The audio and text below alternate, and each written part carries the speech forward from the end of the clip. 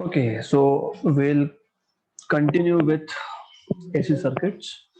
हमने last lecture में register को AC कनेक्ट किया था, फिर इंडक्टर को AC कनेक्ट किया था, फिर कैपेसिटर को AC कनेक्ट किया था. When you connect AC to resistor, no lead, no lag, so EMF and current are in phase. When you connect inductor, EMF leads, current lags, and when you connect capacitor to AC, then current leads and EMF lags. This is what we have learned so far. So now we are going to connect all these three together. So that is called as series LCR circuit. So let's see what happens if we connect L, C and R together in a circuit. तो उसको हम बोलते हैं series LCR. By the way, ये resonance circuit भी होता है, पर रेजोनेंस हम बाद में देखेंगे. First we will see how it works, what is working principle. तो सीरीज एलसीआर में हमारे पास एक इंडक्टर, एक रजिस्टर, एक कैपेसिटर, हमने एक एसी सोर्स को लगाया है. So inductor, capacitor, resistor and AC source over here. So we have inductor of inductance value L, we have capacitor of capacitance value C, and we have a resistor of value R, and we are connecting this to a source of EMF E equal to E0 sine omega t, sine omega t, something like this. Okay, now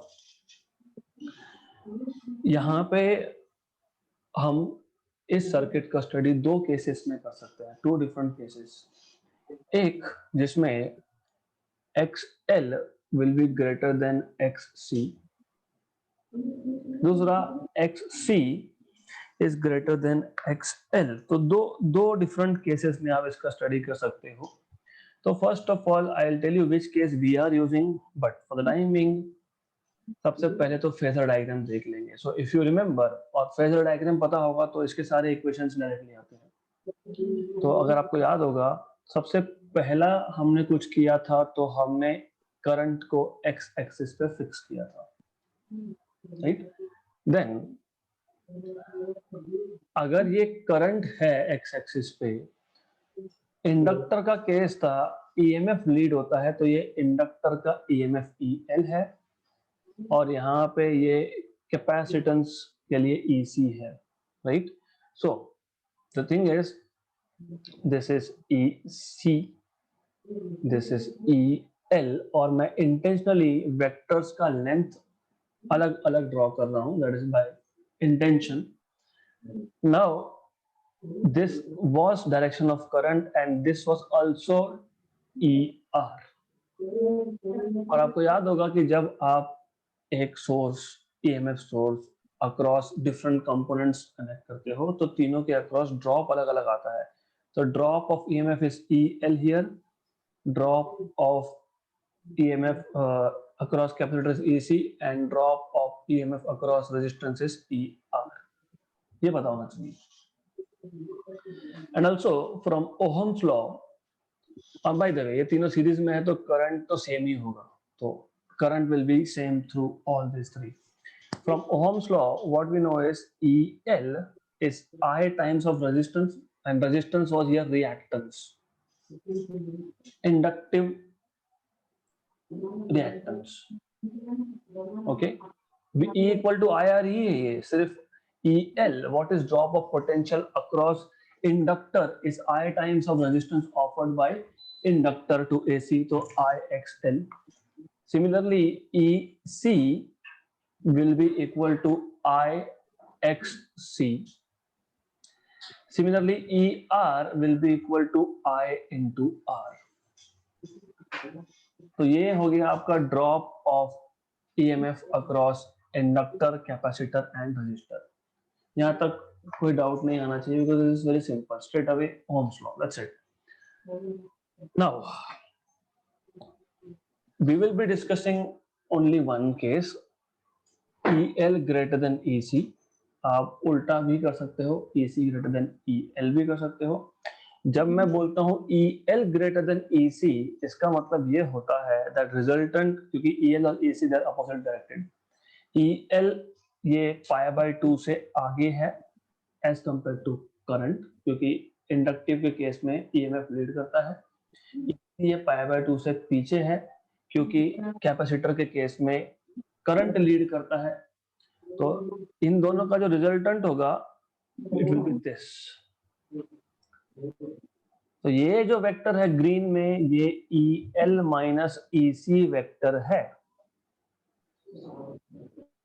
मैं वापस बता रहा हूं, हमारे पास L, जब हम सिर्फ L connect करते हैं AC को, EMF लीड करता है, तो EMF हम 90 डिग्री से आगे बताते हैं। तो ये रेड वेक्टर हमने इसलिए ऐसा बताया है because in case of inductor EMF leads current by π/2, और ये जो ब्लू वेक्टर है ये कैपेसिटर जब आप कनेक्ट करते हो to AC, in that case current leads and EMF lags by π/2।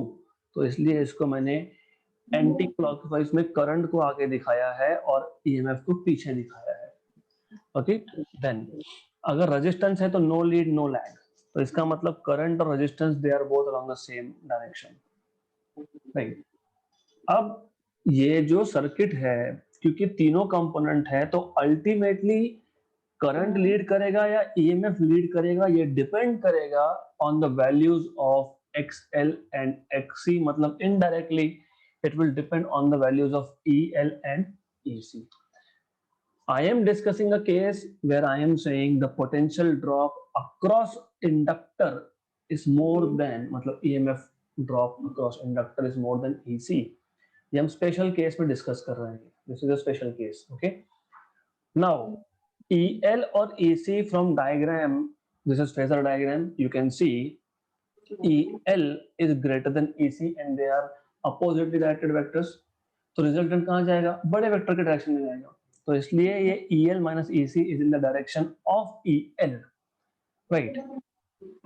अभी तक ER की बात नहीं की हमने, ये सिर्फ EL माइनस EC है। ER कहाँ पे है? एक्स एक्सिस पे है। तो अब अगर मैं इसका भी रिजल्टेंट देखता हूं, क्योंकि अब आप रिजल्टेंट देखोगे EL माइनस EC और ER का, right?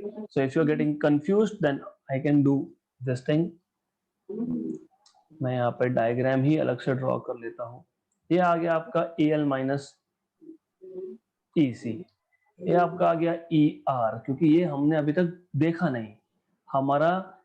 हमने सिर्फ ग्रीन वेक्टर जो दिखाया है, the one in the green, this is EL minus EC vector, one in the black is ER। Circuit में रेजिस्टेंस भी है ना, तो तीनों का रिजल्टेंट देखना पड़ेगा। हमने दो का ही देखा, तो तीसरे का भी देखेंगे। तो resultant of these two vectors will be along diagonal somewhere over here. तो ये हो गया आपका फाइनल मतलब रिजल्टेंट E आपका ये आ गया। Okay, so now you have resultant E। Now this was direction of current also. What we notice is that EMF is leading current by some angle phi, which is not π/2, some angle phi से lead कर रहा है।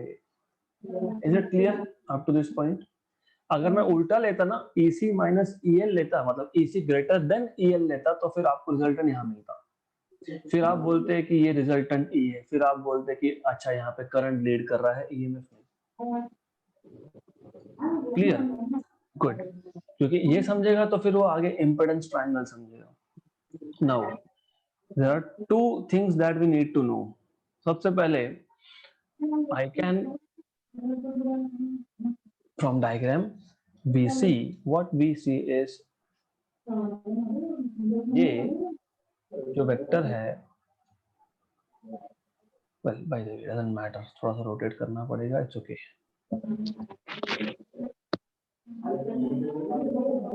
ठीक है, not run after drawing things, ठीक है। Anyways, तो this vector is EL minus EC again because it is parallel to,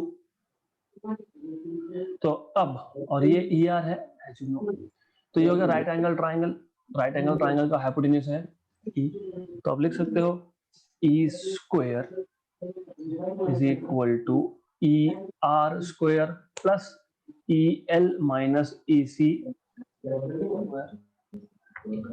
So E square equal to IR square plus IXL minus IXC का स्क्वायर, राइट। तो Ohm's law के according अगर ER equal to IR आ सकता है, EL equal to IXL आ सकता है, EC equal to IXC आ सकता है, तो रिजल्टेंट जो E है, इसको मैं लिख सकता हूँ I into some quantity which is representing overall resistance। यहाँ पे रजिस्टर भी रेजिस्टेंस ऑफर कर रहा है, यहाँ पे कैपेसिटर भी रेजिस्टेंस ऑफर कर रहा है जिसको हमने कैपेसिटिव रिएक्टेंस हुआ था, और यहाँ पे इंडक्टर भी रेजिस्टेंस ऑफर कर रहा है जिसको हमने इंडक्टिव रिएक्टेंस हुआ था। तो मैं तीनों को कंबाइन करके जो रेजिस्टेंस होगा उसको बोल देंगे Z, which is impedance of the circuit। So impedance Z is the total resistance offered by L, C and R to the current। कौन सा करंट? AC current. तो यह आएगा आपका I square R square plus I square common निकाल लिया, XL minus XC square. तो मैं दोनों साइड से I स्क्वायर को मैं हटा दूंगा, तो Z square equal to R square plus XL minus XC square, right. तो ये आपको मिलेगा Z equal to under root of R square plus XL minus XC square. This is impedance of the circuit. Total resistance offered by L, C and R to the AC is impedance. Now, if you noticed, ये हमारा E था, here you had ER, here you had EL minus EC, and this was resultant EL minus EC, ER ये angle था, okay? तो ये angle phi it is very important because this angle phi is actually telling you कौन lead करेगा कौन lag करेगा, ये phi angle बताने वाला है। तो if I take tan phi, by the way before I move ahead, आपको एक चीज और पता होनी चाहिए, tan फाई ले लेते हैं, what is tan? Opposite side upon, हाँ, तो EL minus EC upon ER। मैं फिगर से पूछ रहा था, I was asking you what is tan phi here, so it is EL minus EC by ER, but EL क्या है? IXL minus XC upon IR, I cancel हो जाएगा, तो हमको tan phi मिल जाएगा XL minus XC by R। XL और XC की value आपको बता देगा कि लीड कौन कर रहा है। We'll talk about it also. By the way, अभी यहाँ पे मैंने EL minus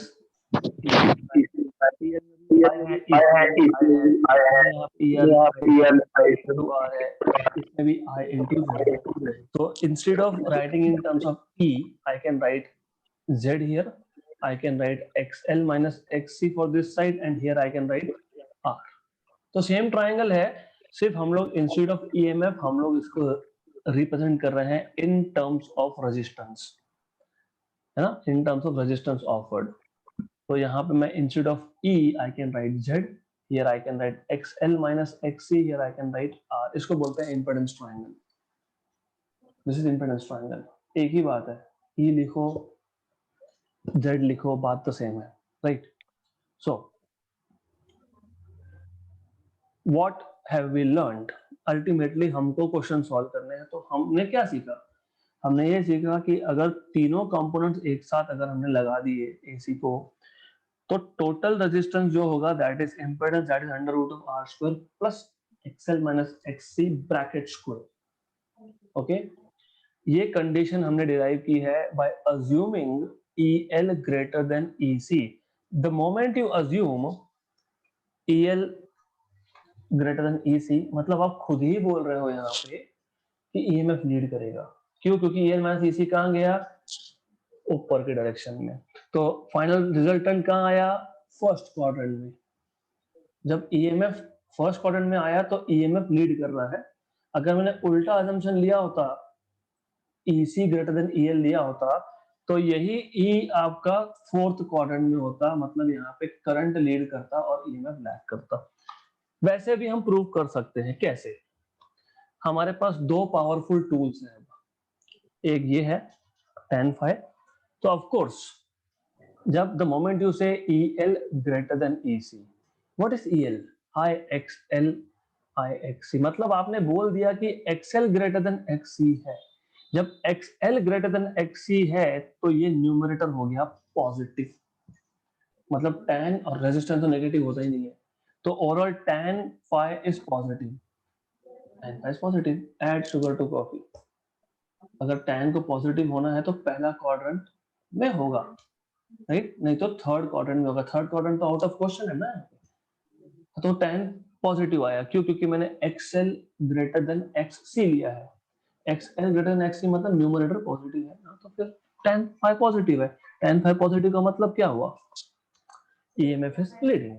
Okay, तो angle will tell you a lot of information, क्योंकि tan phi positive it means first quadrant कौन? EMF। हाँ, तो मतलब EMF is leading. Good. Then we can actually make this circuit also work as LC circuit. LC circuit वो circuit होता है जिसमें सिर्फ L और C होता है। We can make it work like LR circuit, CR circuit. तो normally LC circuit हम बाद में देखेंगे, बट फॉर दिस क्योंकि वो L और C को हमको पैरेलल में लगाना पड़ता है, यहाँ पे सीरीज में था। Now if I want to make it as LR circuit, LR, मुझे इसको अगर L और R सर्किट बनाना है तो बहुत सिंपल सा केस है। हम लोग क्या करेंगे, अगर L और R चाहिए मतलब C नहीं चाहिए, है ना, तो इफ C नहीं चाहिए मतलब XC अगर 0 हो गया, अगर XC 0 हो गया तो आपको मिल जाएगा Z equal to R square plus XL square, right? R के केस में तो लीड लैग होता ही नहीं है। लीड लैग कौन प्रोड्यूस करता है यार? इंडक्टर या कैपेसिटेंस। तो यहाँ पे if XC is 0 it implies C is absent. जब कैपेसिटर एब्सेंट है, रेजिस्टेंस लीड लैग प्रोड्यूस नहीं कर रहा है, और बचा कौन फिर? इंडक्टर। फिर क्या करेगा सर्किट? EMF को लीड करवाएगा, है ना? Circuit will make this EMF lead in this case. फिर हम लोग इसको RC सर्किट भी बना सकते हैं। RC सर्किट मतलब इजी है, हम लोग ऐसा कर सकते हैं कि let us set XL to 0, और XL 0 कैसे सेट होता है बाद में देखेंगे हम लोग। So I'll tell you now. In fact, XC, if you remember, it was 1 upon omega C. अगर याद होगा तो ओमेगा फ्रीक्वेंसी, तो सारा खेल फ्रीक्वेंसी का। You can set frequency and you can set XC equal to 0, you can set XL equal to 0. So if you are setting XL equal to 0, it means that L is absent, और L absent का मतलब circuit हो गया R और C का, क्योंकि L तो गया, तो इसका मतलब Z आएगा under root of R square plus XC square. Okay, हाँ, तो फिर इसका मतलब इस केस में EMF लैग करेगा, क्योंकि R again is not producing any lead lag, और इंडक्टर तो है नहीं। फिर डोमिनेट कौन कर रहा है यहाँ पे? कैपेसिटर। कैपेसिटर क्या करता है? करंट को लीड करवाता है, EMF को लैग करवाता है। This is how you can do it. Same can be proved with the help of this formula, right? तो आई होप यहाँ तक क्लियर है। इंपॉर्टेंट है, हमने तीनों कंपोनेंट एक साथ लगा दिए और हमने सिर्फ वेक्टर्स का हेल्प लेके हमने पूरा मैथमेटिक्स किया है, और मैथमेटिक्स से हम फिजिक्स एक्सट्रैक्ट कर रहे हैं, क्योंकि this is what you are supposed to do. ये अगर आपको पता होगा Z equal to under root of R square plus XL minus XC square, you can tell a lot of things from this, right? Good. Then now we want to see what are LC oscillations. मैं ज्यादा detail में जानने वाला हूँ यहाँ पे। Formulas आपको पता होंगे, आई अज्यूम कि what is the energy stored in a magnetic field, half LI square आपको पता है।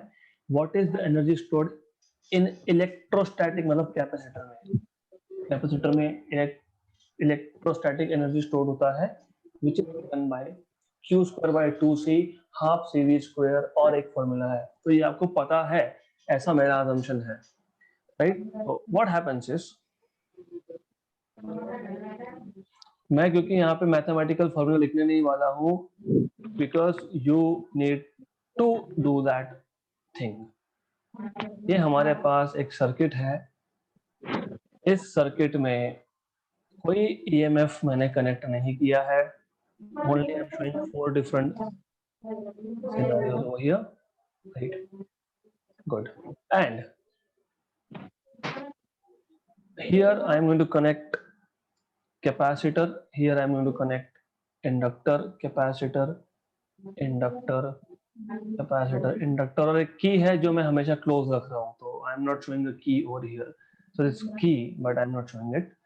Capacitor, inductor, capacitor, inductor, so on so forth. तो की मैं सिर्फ पहले केस में बताने वाला हूँ, बाकी केसेस में I am not going to show any key. तो इनिशियल सिचुएशन ऐसा था, देयर वाज अ की over here, capacitor fully charged है, तो सारा एनर्जी कहाँ पे है? कैपेसिटर में है। कौन सा एनर्जी है? इलेक्ट्रोस्टैटिक एनर्जी, इलेक्ट्रिक फील्ड में एनर्जी स्टोर है, मतलब, राइट? जैसे मैंने की को क्लोज किया, as soon as I close this key, this capacitor which was charged initially, it starts discharging. Discharging मतलब current circulate कर रहा है, so it is circulating current. Okay, now as it is circulating current through inductor L, क्या होगा? Magnetic field generate होना चालू होगा, मतलब magnetic flux will start to develop, तो मैग्नेटिक फ्लक्स प्रोड्यूस होना स्टार्ट होगा यहाँ पे। और आपको पता है कि मैग्नेटिक फ्लक्स को बिल्ड होने में एनर्जी लगता है, हमने देखा, तो वर्क डन होगा। तो कैपेसिटर का जो इलेक्ट्रोस्टैटिक एनर्जी था वो कहाँ गया? वो मैग्नेटिक फील्ड को जनरेट करने में यूज हो रहा है। जैसे जैसे मैग्नेटिक फील्ड का स्ट्रेंथ बढ़ रहा है, मतलब फ्लक्स चेंज हो रहा है, वो फ्लक्स खुद कॉइल के साथ लिंक्ड है, फ्लक्स चेंज हो रहा है, मतलब बैक EMF इंड्यूस हो रहा है।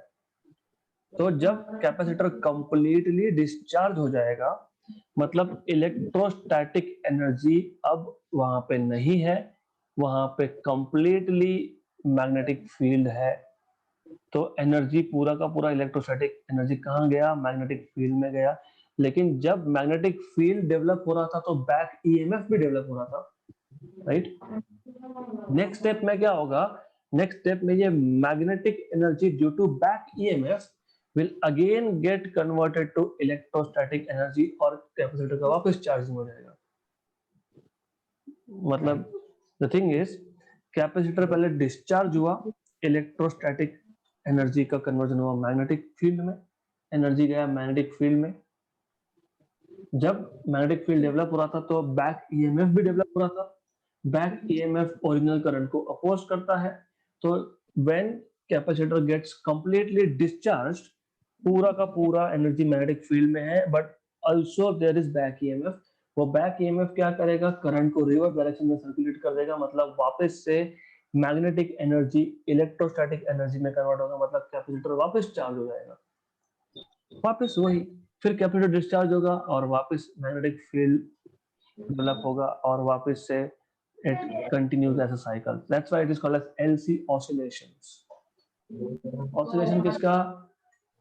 एनर्जी का, इलेक्ट्रोस्टैटिक से मैग्नेटिक, मैग्नेटिक से इलेक्ट्रोस्टैटिक,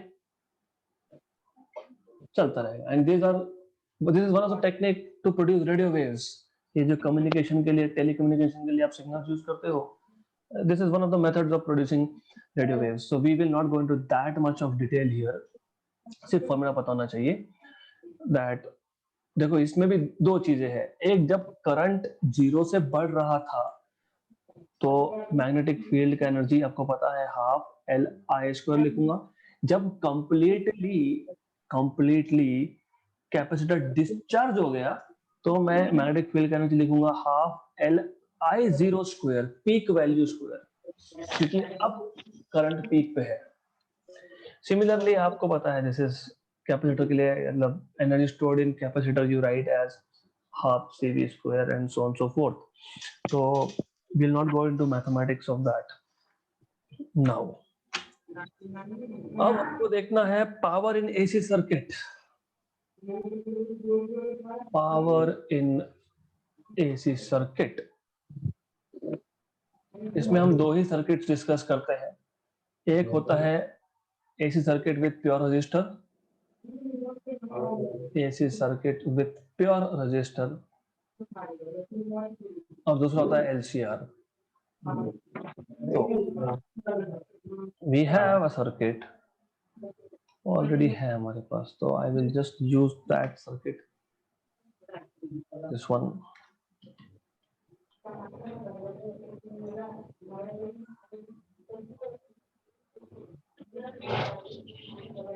ओके, सो हमारे पास ऑलरेडी यहाँ पे एक सर्किट है जिसमें एक रजिस्टर है. Only a resistor is here, else is here, just a resistor.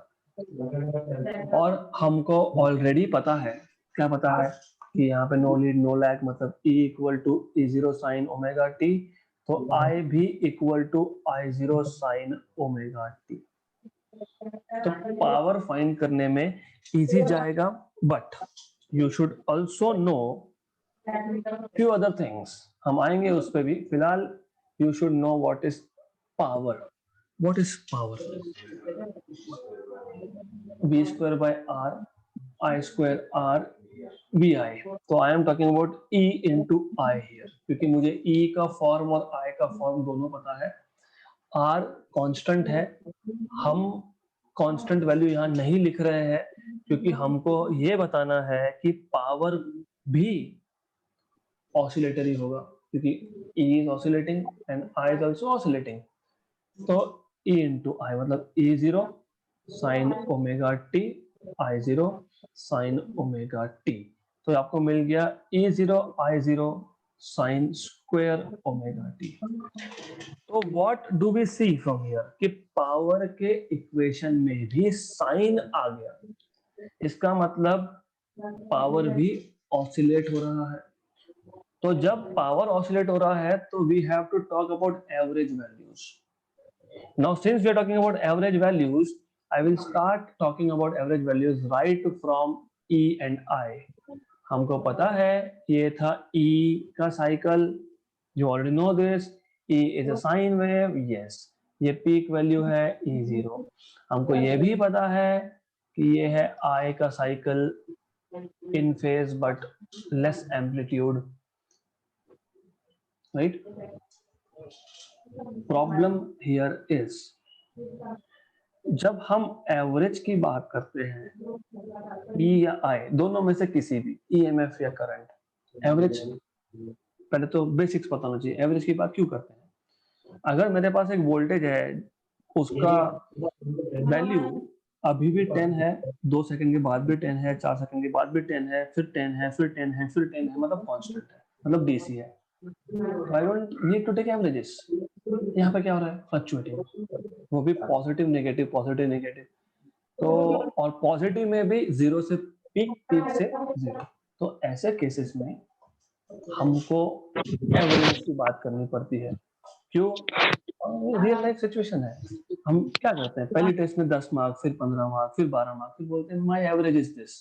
तो यहाँ पे भी एवरेज की बात करेंगे. पर एक प्रॉब्लम है, ये प्रॉब्लम है कि ये रैंडम केस नहीं है ना कि 10 मिला, फिर 11 मिला, फिर 15 मिला, फिर 8 मिला. It's not random. Here you see, अगर मैं फुल साइकिल पे एवरेज लेने गया, मतलब मैं यहाँ से स्टार्ट करूंगा और यहाँ तक एवरेज लूंगा, तो जीरो ही मिलने वाला है आपको. पॉजिटिव साइकिल नेगेटिव साइकिल खत्म. तो ईएमएफ और करंट का एवरेज लेने के लिए हाफ साइकिल पे ही डिफाइन होता है. You never define. मैं ईएमएफ की बात कर रहा हूँ, मैं पावर की बात नहीं कर रहा हूँ. EMF and current, EMF and current का एवरेज कभी भी हाफ साइकिल मतलब 0 से पाई पे डिफाइन होता है. तो average value of EMF after solving integrals and everything. it turns out to be 2 by pi peak value of E0 and 2 by pi happens to be 0.637 E0. Similarly, average value of current is again 2 by pi peak of current, that is 0.637 I0. Right, ये आता है solve करने के बाद। और average कैसे निकालते हैं वो पावर में समझ में आ जाएगा, इसलिए आई am not wasting time on integration here, क्योंकि पावर में करके दिखाऊंगा मैं। This is one thing that you should know. और एक चीज जो हमने डिस्कस नहीं की वो पता होनी चाहिए, RMS values, RMS values of root mean square values of current and EMF. अब of course ERMS is equal to E0 by root 2, peak value by root 2, and IRMS is equal to I0 peak value by root 2. ये आपको याद रखना है। RMS क्यों लेते हैं, कैसा लेते हैं, मैं आपको सिर्फ थ्योरेटिकली बता देता हूँ। We will not go and derive this. Problem ये है कि फ्लक्चुएटिंग है तो फिर इसको मेजर कैसे करें हम? गैलोनोमीटर नहीं लगा सकते। क्यों नहीं लगा सकते? गैलोनोमीटर मतलब वोल्ट मीटर और एमीटर बोल रहा हूँ कि वोल्ट मीटर और एमीटर आपको देता है हमेशा average value. It gives you average value, मतलब it gives you a constant value. तो टू मेजर अल्टरनेटिंग EMF और करंट हमको कुछ ऐसा प्रॉपर्टी यूज करना है जो डायरेक्शन इंडिपेंडेंट हो।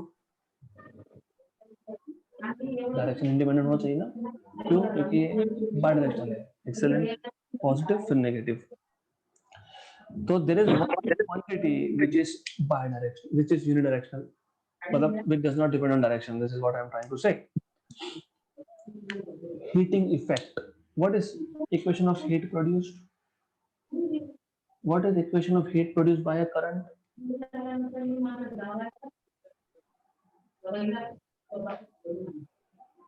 What is equation of power? I square R. What is power? Energy upon time. Energy can be written as heat. What I am saying is power is I square R. This is energy upon T, I square R. Energy is equal to I square RT, but energy is also heat,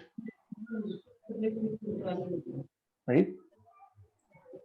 बाइडायरेक्शनल कौन था? Current. Current का square, positive का square भी positive, negative का square भी positive. मैं थोड़ा slowly बताता हूँ प्रॉब्लम क्या है। प्रॉब्लम ये है कि हमको RMS वैल्यू डिफाइन क्यों करनी है और डिफाइन कैसे करते हैं।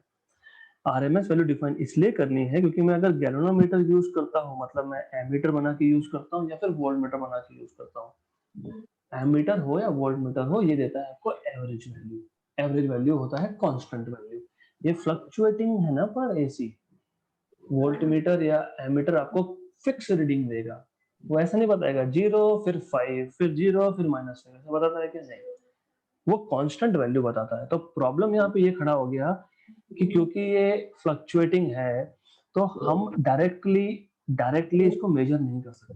फिर हम बोलते हैं कि let us find a physical quantity which does not depend on direction. फिर हमको याद आया कि अरे जब रेजिस्टेंस होता है तो हीट होता है, लेकिन हीट में I स्क्वायर होता है ना, R तो वैसे भी कांस्टेंट था। तो हम हीटिंग इफेक्ट यूज करके रूट मीन स्क्वायर वैल्यू हम लोग डिफाइन कर सकते हैं। हम बोलते हैं कि डायरेक्ट करंट हो या अल्टरनेटिंग करंट हो, हीटिंग तो दोनों ही करने वाले हैं।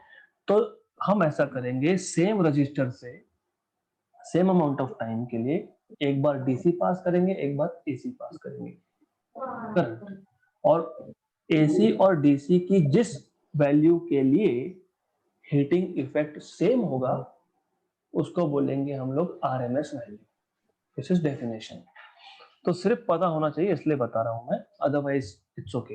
Otherwise if you just know peak by root 2 is RMS, खत्म, और 2 by pi into peak is average. अब इसका यूज कहां पे आया? अब प्रॉब्लम क्या हुआ? प्रॉब्लम ये हुआ कि पावर भी हमारे पास फ्लक्चुएटिंग आया।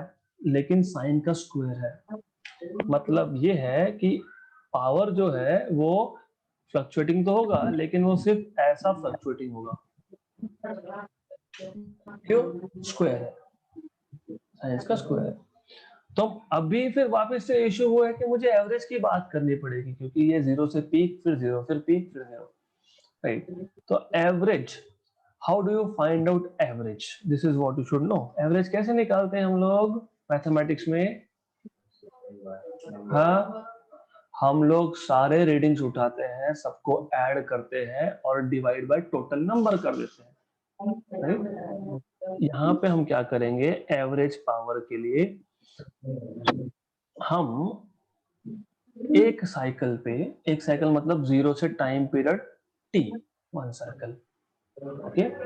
एक साइकिल पे हम पावर लेंगे, टाइम पे उसको हम लोग टी पे हम लोग इंटीग्रेट करेंगे। जैसे आपने 10 नंबर लिए, ऐड किया, यहाँ पे इंटीग्रेट किया, एक ही चीज है।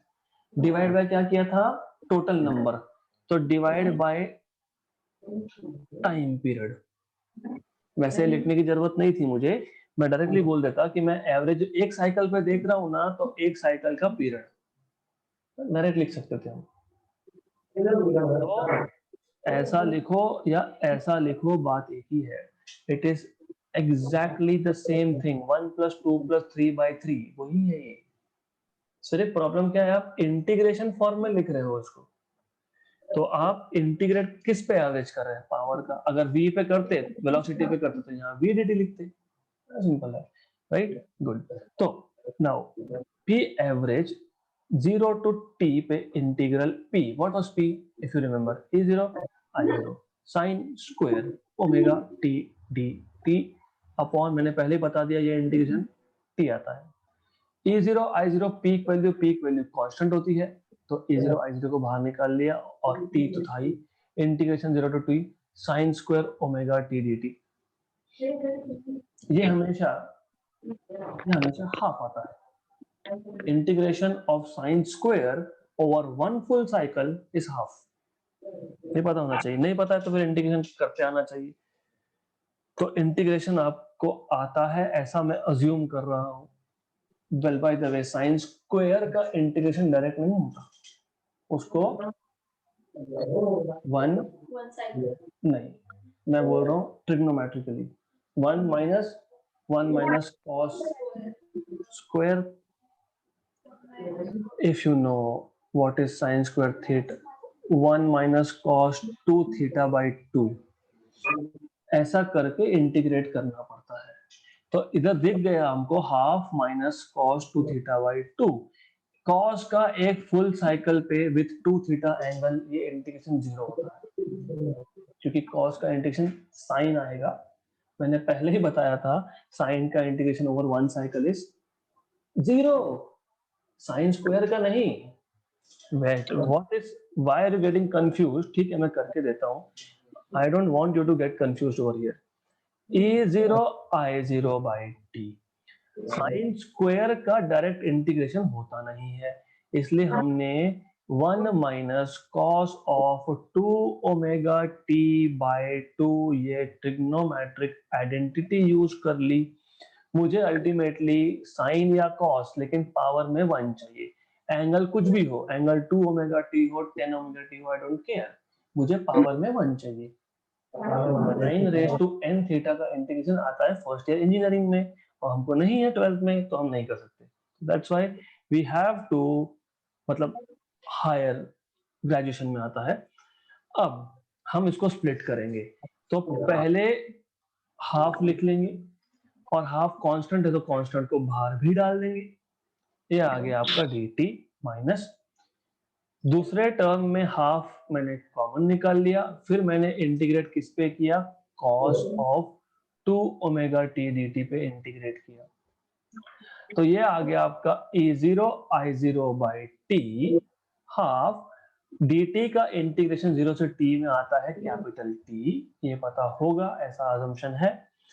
हाफ कॉस का इंटीग्रेशन, साइन का, देखो कॉस का डेरिवेटिव माइनस साइन, साइन का इंटीग्रेशन माइनस कॉस, लेकिन यहाँ कॉस का इंटीग्रेशन होता है प्लस साइन 2 ओमेगा टी, और इसका जो डेरिवेटिव आता है वो यहाँ पे जाता है डिनोमिनेटर में।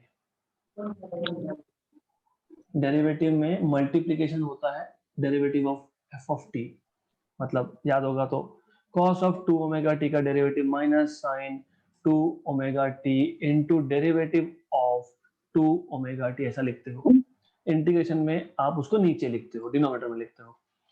लिमिट्स डालना भूलना नहीं, 0 से t, right.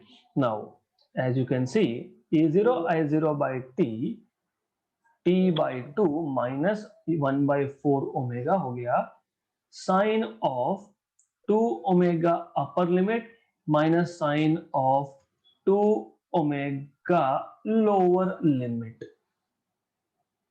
So in short, I am also training you for questions related to integration in NEET. अब what is omega? What is omega? 2 pi by t, और यहाँ पे भी t, ये और ये कैंसल, मतलब 4 पाई आया। Very good. Sine of 4 pi minus sine of 0, बराबर। ये 0 था, ये इधर 0, साइन 0 इज साइन 2 पाई 1 कैसे आ गया, sine 2 pi is 0, sine 4 pi is 0, sine 6 pi is 0, sine 2n pi is 0, मतलब ओवरऑल ये सेकेंड टर्म गया, सेकेंड टर्म गया। इसका मतलब E0 I0 by t by 2 t cancel, E0 I0 by 2। तो मैंने इसलिए बोला था वहां पे, अगर ये आपको पता होता डायरेक्टली क्या, इसका इंटीग्रेशन डायरेक्टली t by 2 आता है। साइन स्क्वायर ओमेगा टी का इंटीग्रेशन 0 to t, मतलब एवरेज वैल्यू बोल रहा हूं मैं, साइन स्क्वायर का एवरेज बोल रहा हूं मैं, that is time period by 2।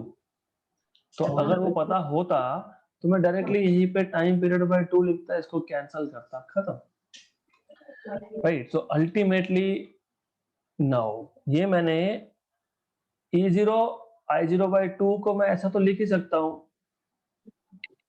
√2 into √2 denominator में। तो E0 by √2 मैंने क्या बताया, ERMS, और I0 by √2 क्या बताया, IRMS। तो ओवरऑल एवरेज पावर का इक्वेशन क्या आया, ERMS इंटू IRMS। कौन सा सर्किट था, AC, लेकिन क्या लगाया AC, only register.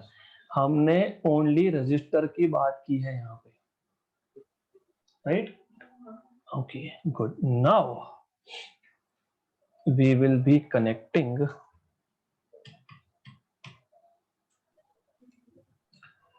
LCR and we will see what is average power in LCR। यहाँ पे मैं इंटीग्रेशन सॉल्व करके नहीं दूंगा, we will not solve integrations here, सिर्फ मैं आपको बेसिक बताने वाला हूँ। और बेसिक ये है कि यहाँ पे हम बोलेंगे कि E equal to E0 sine omega t है, तो I आएगा I0 sine omega t plus phi, अगर अगर अगर करंट में प्लस लिख रहा हूं मैं, अगर कैपेसिटिव सर्किट होगा तो मतलब कैपेसिटेंस डोमिनेट करेगा तो करंट लीड करता है, और माइनस इंडक्टर लीड करता है तो, राइट। हमको नहीं पता इसलिए मैंने प्लस माइनस लिखा है, वी डोंट नो। अब हम बोलेंगे कि एवरेज, मतलब पहले तो पावर की बात कर लेंगे, what is power, E into I. तो वापस से E0 sine omega t I0 sine of omega t plus minus five, फिर sine of A plus minus B, sine of A plus B sine A cos B plus cos sine B, sine of A minus B sine A cos B minus cos sine B. वो बहुत लंबा चलता है तो हम लोग नहीं करने वाले, हम बोलेंगे ठीक है वैसा ही सेम मेथड है, अगर एवरेज निकालना है आपको तो आप पावर पे इंटीग्रेट कर लो एक साइकिल पे, और वो करते बैठो, आई डोंट केयर, मैं वो नहीं करने वाला। और ये वही फाई है, ये सेम फाई है जो फाई आपने यहाँ पे डिफाइन किया। ये फाई लीड लैग बताता है और ये फाई यहाँ पे भी लीड लैग ही बताता है, that is the same angle. Clear? तो हो गया। अभी क्या इसका इक्वेशन डायरेक्टली आता है, तो आपको मिलता है P average equal to E R M S into I R M S into cos of phi, पूरा सॉल्व करने के बाद। अब इसमें ऐसा है कि ये जो टर्म है E R M S into I R M S, this is called as apparent power. क्यों एपरेंट पावर? बिकॉज हम क्या मेजर करेंगे, हम E zero peak value measure करेंगे, peak value by root two क्या देगा, ई आर एम एस। हम current measure करेंगे यूजिंग गैलोनोमीटर, मतलब एमीटर, क्या मिलेगा, पीक वैल्यू मिलेगा, divide by root two R M S मिलेगा। मतलब मैं एक बार वोल्ट मीटर से ई जीरो मेजर करता हूँ, मुझे E R M S calculate करते आता है उससे, देन मैं करंट मीटर से एमीटर से मैं आई जीरो मेजर करता हूँ, बाय रूट टू करता हूँ, तो मुझे आई आर एम एस मिलता है। How do we calculate power? E into I. हम बोलेंगे ठीक है, E R M S I R M S multiply कर दिया, पावर मिल गया, तो ये एपरेंट है as it appears to us, लेकिन इन रियलिटी ये cos फाई बैठा है। तो इन रियलिटी ट्रू पावर जब बोलोगे तो ये पूरा इक्वेशन है ट्रू पावर का, ट्रू पावर का, राइट। और ये जो यहाँ पे cos फाई है, इसको बोलते हो power factor.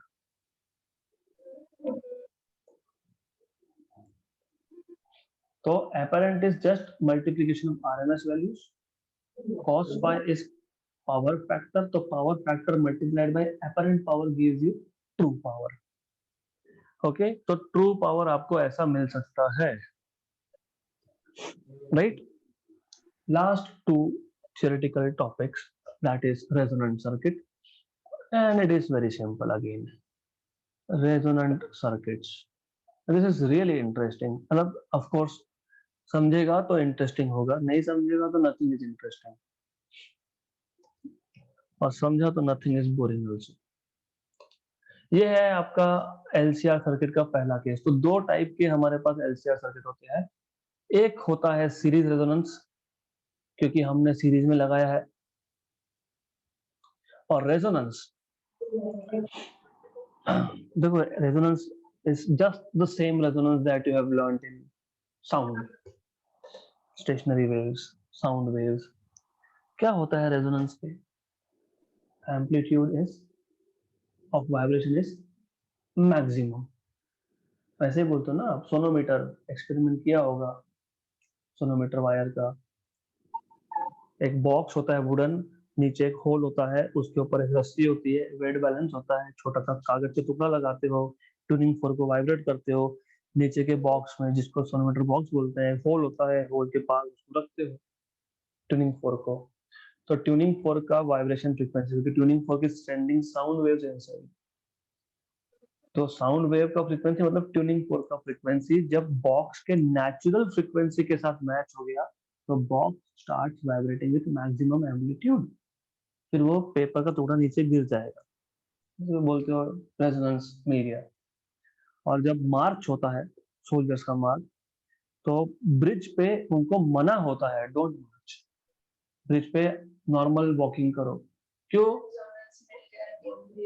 The frequency with which they are marching, और अगर ब्रिज का नेचुरल फ्रीक्वेंसी मैच हो गया तो bridge start vibrating with maximum amplitude और कोलैप्स हो जाएगा, और ऐसा हुआ है। यहाँ पे भी वही है रेजोनेंस, ये सर्किट रेजोनेंस है, ये हम लोग इलेक्ट्रिक सर्किट्स में है। तो यहाँ पे जब इम्पेडेंस मतलब टोटल रेजिस्टेंस मैक्सिमम होगा या मिनिमम होगा, हम उस सर्किट को बोलते हैं रेजोनेंट सर्किट। तो सिंपल है, अगर इम्पेडेंस मैक्सिमम होगा तो करंट मिनिमम होगा, इम्पेडेंस मिनिमम होगा तो करंट मैक्सिमम होगा, क्योंकि current and impedance are inversely proportional to each other. तो अभी सीरीज रेजोनेंस में आप देख ही रहे हो, okay, and also you already know E is equal to I Z, right? तो I equal to E by Z, और Z आपने ऑलरेडी डिफाइन किया है, under root of R square plus XL minus XC square. When we have XL equal to XC, then we have Z equal to R. Z की value minimum या maximum? Maximum. That is minimum value. क्यों? देखो simple है, Z क्या था? R square plus XL minus XC square. अगर XL और XC equal नहीं होते तो यहाँ पे आपको कुछ नंबर मिलता, रेमिनेंट मिलता, उसको आप R स्क्वायर में ऐड करते, मतलब तब Z होता मैक्सिमम. करेक्ट. यहाँ पे मिनिमम है तो Z मिनिमम है. Z मिनिमम तो करंट क्या होना चाहिए? Very good. नाउ उसको हम बोल देंगे रेजोनेंस. और हमको पता है कि XL इज ओमेगा L और XC इज ओमेगा C. गलत. 1 बाय ओमेगा C. तो omega square is 1 by LC, मतलब omega is 1 by root LC, मतलब 2 पाई टाइम्स ऑफ रेजोनेंट फ्रीक्वेंसी, मतलब फ्रीक्वेंसी की एक वैल्यू पे ये हो रहा है, इसलिए उसको मैंने रेजोनेंट फ्रीक्वेंसी बोल दिया. 1 upon under root of LC. तो रेजोनेंट फ्रीक्वेंसी आ गई आपके पास 1 by 2 pi root of LC. Okay good. अब एग्जैक्टली हो क्या रहा है वो समझो. हाँ रेजोनेंस है, ठीक है. What does it mean? It means diagrammatically, मतलब ग्राफिकली बोल रहा हूं मैं. If I plot current against frequency, यहां मैं फ्रीक्वेंसी प्लॉट कर रहा हूं, यहां पे मैं करंट प्लॉट कर रहा हूं. इक्वेशन हमारे पास है ही, under root of R square plus XL minus XC square. और आपको ये याद रखना है XL is 2 pi F omega L था ना, XL ओमेगा L था ना. हाँ तो 2 pi F is omega into L, और XC क्या था? 1 upon omega C 2 pi F into C. यहां तक क्लियर है? तब समझेगा, नहीं तो कुछ नहीं समझेगा. So simple thing. नाउ जैसे जैसे मैं फ्रीक्वेंसी बढ़ाऊंगा, फ्रीक्वेंसी बढ़ाना मतलब XL बढ़ाना, XC को कम करना, है ना. तो हम लोग फ्रीक्वेंसी चेंज कर रहे हैं, मतलब हम लोग XL और XC की वैल्यू को वेरी कर रहे हैं, मतलब ओवरऑल हम इम्पिडेंस की वैल्यू को चेंज कर रहे हैं. तो जैसे जैसे हम फ्रीक्वेंसी बढ़ाएंगे, you get current, increase in current. फिर एक वैल्यू आएगी जहां पे XL और XC इक्वल, XL और XC इक्वल, मतलब फैक्टर गया, मतलब इम्पिडेंस हो गया मिनिमम. इम्पिडेंस मिनिमम तो करंट मैक्सिमम. तो ये जो पीक है ये मैक्सिमम का पीक है, मतलब this corresponds to resonant frequency. Right. वो एक ही वैल्यू पे होता है, आप वापस फ्रीक्वेंसी चेंज कर रहे हो. जैसे फ्रीक्वेंसी को चेंज करना चालू किया आपने, वापस करंट स्टार्ट हो गया डिक्रीज होना. तो current started decreasing again. Correct. Right. तो ट्यूनिंग करते हो, रेडियो ट्यूनिंग यही करते हो. अब समझेगा कि क्या होता है. होता ये है कि ये जो सर्किट है, ये सर्किट इस पर्टिकुलर फ्रीक्वेंसी को करस्पॉन्डिंग करंट, मतलब कौन सा? E I equal to E by R, क्योंकि XL माइनस XC 0 हो गया, under root of R square R आ गया. तो ये जो सर्किट होता है, ये circuit, this circuit allows current related to resonant frequency only. It only accepts one particular current which is at resonant frequency. तो सिर्फ ये पर्टिकुलर फ्रीक्वेंसी का करंट एक्सेप्ट होता है, बाकी सबको ये सर्किट ब्लॉक कर देता है. तो रेडियो ट्यूनिंग में जब आप ट्यूनिंग कर रहे हो तो जैसे ही FR आया, मतलब ओमेगा और XL और XC इक्वल हुआ, वेरी क्लियर वॉइस। क्यों? एक ही फ्रीक्वेंसी अलाउ करा, नॉइज को हटा दिया उसने। मतलब this circuit does not allow this whole range of currents to enter। ये सारे ब्लॉक हो गए, सिर्फ एक फ्रीक्वेंसी एक्सेप्ट हुआ है। This called as acceptor circuit। तो series resonance is what? Acceptor circuit। Okay, series resonance is acceptor circuit। आ गया parallel का case। Let us discuss second type of resonance circuit।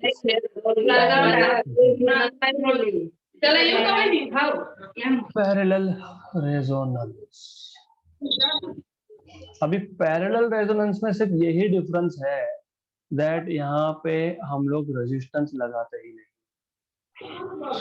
हम लोग L और C को parallel में कनेक्ट कर देते हैं, हम इसमें रेजिस्टेंस लगाते नहीं है। और वैसे भी इंडक्टर कॉइल जिस मटेरियल से बना होगा उस मटेरियल का खुद का रेजिस्टेंस होगा, दिखाऊंगा नहीं। This is this is equal to E0 sin omega t। You don't have to rely on books for this because they don't give you a very correct picture of what is happening। हमने क्या सीखा है? हमने सीखा है जैसे ही junction point आया करंट स्प्लिट हो गया, है ना? हमने ये सीखा है। तो what we normally write is, अगर ये कैपेसिटर है and if the current here, वैसे डायरेक्शन में दिखा नहीं सकता हूँ क्योंकि ये अल्टरनेटिंग है, लेकिन सिर्फ आपके अंडरस्टैंडिंग के लिए दिखा रहा हूँ। तो टोटल करंट आया I, जंक्शन पॉइंट ए पे स्प्लिट हो गया IL और यहाँ से जाएगा IC। क्यों? क्योंकि पैरेलल का कंडीशन क्या था कि वोल्टेज ड्रॉप इक्वल होते हैं लेकिन करंट इक्वल नहीं होता है। Is it clear? तो इसका मतलब IXL और IXC इक्वल है, मतलब ऑलरेडी हमको पता है कि XL इक्वल टू XC है, ऑलरेडी पता है। मतलब हमको पता है ऑलरेडी कि वापस से रेजोनेंट फ्रीक्वेंसी का इक्वेशन वही आने वाला है, तो उस पर डबल मेहनत करके फायदा है। वही आएगा, अभी no already XL equal to XC है, बात right. Where is confusion, I tell you. यहाँ पे हम बोलेंगे नहीं अभी करंट तो अलग अलग है, दैट इज राइट। चल मग मम्मी तो घालात काहीतरी। ओके, हाँ, तो ये आपको ध्यान देना पड़ेगा। तो बट स्टिल रेजोनेंट फ्रीक्वेंसी का इक्वेशन सेम होता है। वो कैसे आता झाडाला नका लावू हात। नाउ इशू है, नॉर्मली हम क्या लिखते हैं, हात नसतो लावायचा झाडाला, संध्याकाळी नाही लावत। प्लस IC, ऐसा लिखते हैं, ऐसा लिखते नाही हो। लावायचं ना झाडाला, तो रात्री नका लावा, उद्या लावा ना। Doesn't work here. यहाँ पे IC माइनस IL आएगा। क्यों आएगा? Simple simple. अब ऐसा करता हूँ मैं एक काम करता हूँ, ये एक्स एक्सिस लेता हूँ, कैपेसिटर के केस में बघते ना मग करंट लीड करता है। तो करंट को मैं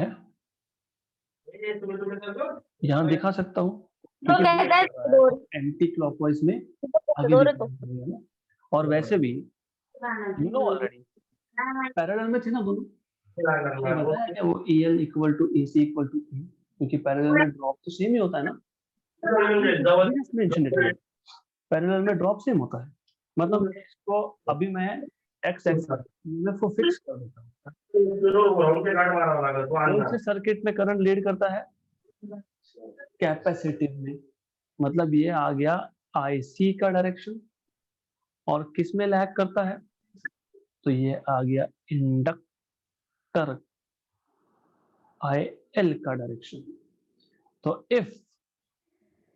if I say IC is greater than IL, तो टोटल करंट I, क्योंकि डायरेक्शन अपोजिट है, और अगर IC वेक्टर IL से बड़ा है तो IC माइनस IL ऐसा लिखा जाएगा, क्योंकि IC बड़ा है।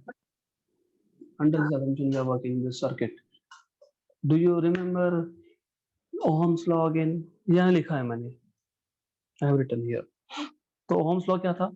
Ohm's law था EL equal to IL XL और EC equal to IC XC। तो मुझे यहाँ से मिलेगा क्या? IL equal to EL by XL, है ना?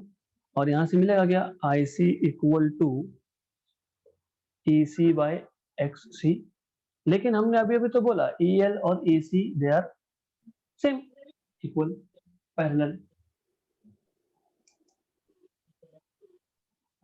Yes no? नहीं समझा? यहाँ तक समझा है? I equal to IC minus IL, ये समझा है? ये ओम्स लॉ से आया। हमने पैरेलल में लगाया था, पैरेलल में ड्रॉप सेम होते हैं कि नहीं? मतलब बेसिकली यहाँ जो ड्रॉप हो रहा है और यहाँ जो ड्रॉप हो रहा है पोटेंशियल का, दे आर सेम, क्योंकि पैरेलल कॉम्बिनेशन है। तो फिर यहाँ पे क्या लिखा मैंने? IL equal to EL by XL, but EL equal to E और EC equal to E, correct. ये दोनों जाएंगे I के इक्वेशन में, I equal to E by XL minus E by XC। Yes no?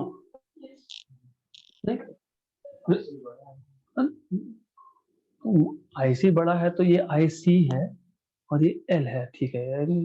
Getting little, my handwriting is creating confusion. Okay, right?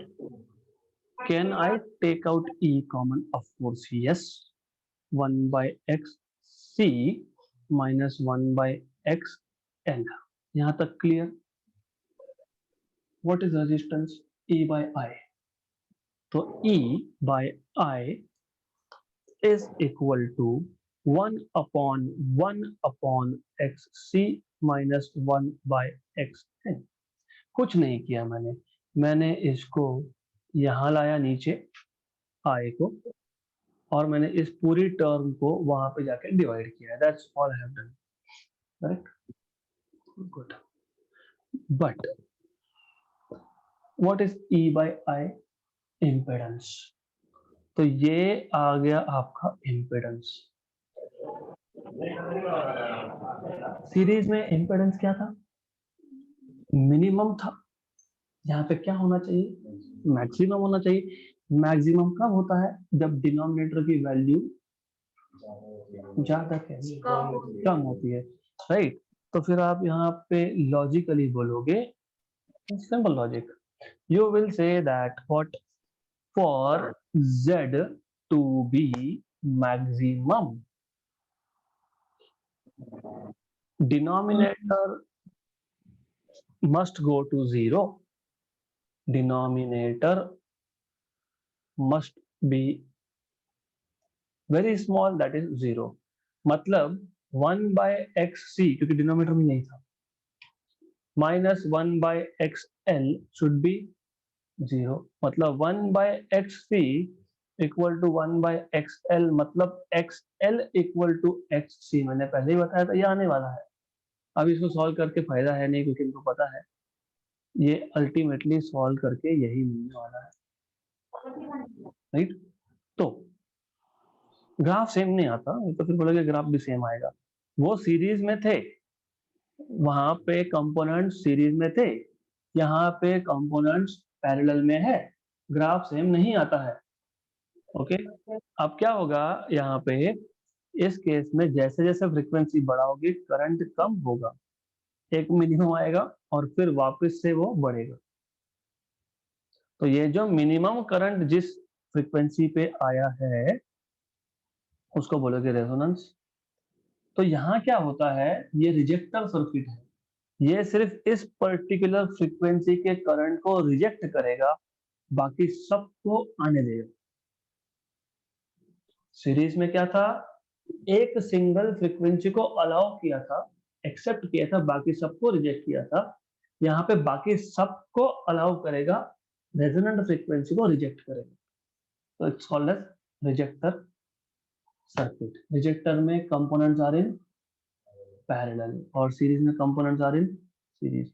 Series में L, C और R तीनों लगाए थे, पैरेलल में सिर्फ एल और सी लगाया है। एलसी ऑसिलेशन में और एलसी रेजोनेंस में डिफरेंस क्या है?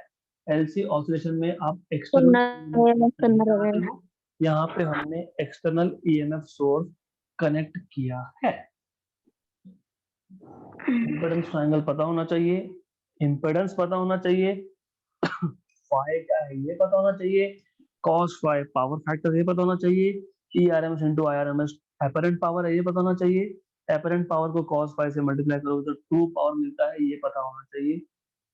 Resonant frequency 1/2 pi root of LC, दोनों केस में सेम इक्वेशन आता है। You should know this.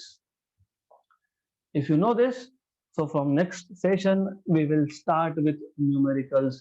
दो चैप्टर के साथ में होंगे। So we'll stop here for today. Well,